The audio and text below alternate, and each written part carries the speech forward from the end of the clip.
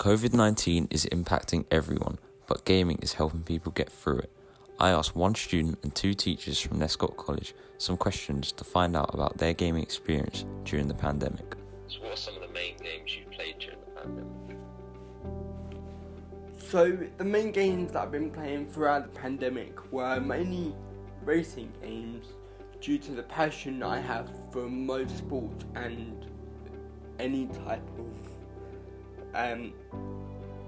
cars with engines, really. But I have branched out to different genres of games like GTA 5 because of the new heist that got announced. Yeah, I would say I normally play FIFA. That's my go-to game.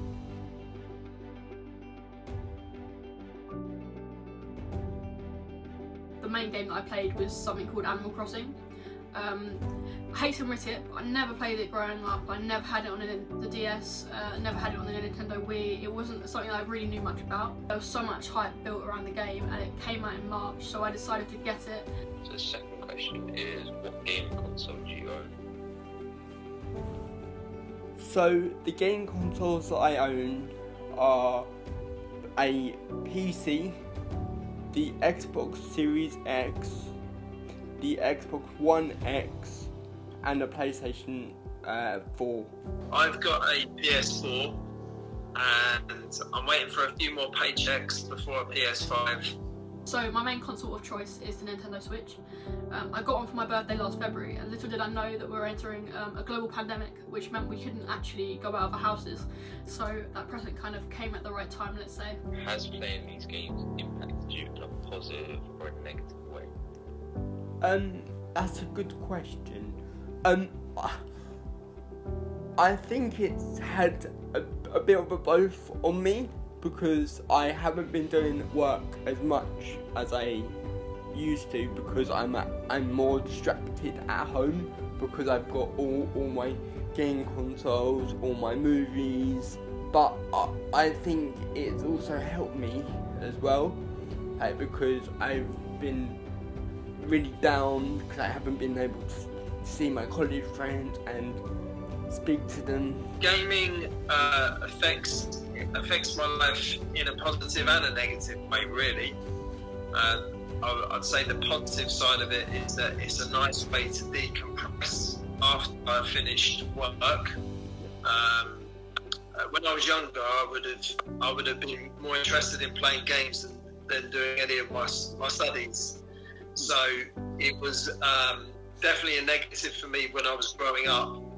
As I've now grown up, and a positive part of that is that I know when I can play it, and I know it's not going to affect my sleep or my ability to socialise as well. I won't become reclusive if I just game all day, which I think is a negative. Without a doubt, gaming during the pandemic has been a positive. It's given me a structure, it's given me something which is sad to say, it's given me something to wake up for every morning. I've got to go on the game, otherwise I don't make progress. I've made loads of friends through the online Animal Crossing community, and it's given me some form of social life which I wouldn't have had otherwise. I wouldn't say it's been a negative. Maybe my eyesight, I just hit 400 hours on Animal Crossing. And I think for someone like me who's never really been that into games, it's probably been a shock to my eyesight dramatically. So the last question is, if gaming didn't exist, what would you have done instead to pass the time? Another good question. What would I do without gaming? Well, probably go onto Netflix and go and just binge watch a load of movies or the TV programs, or I would just go onto YouTube and watch a bunch of YouTube, really.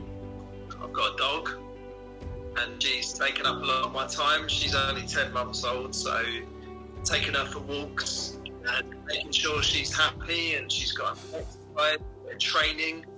So that's keeping me busy. I've been doing a bit of French in my spare time, and learning guitar as well is something that I've always wanted to do. So I'm trying to keep occupied in different ways.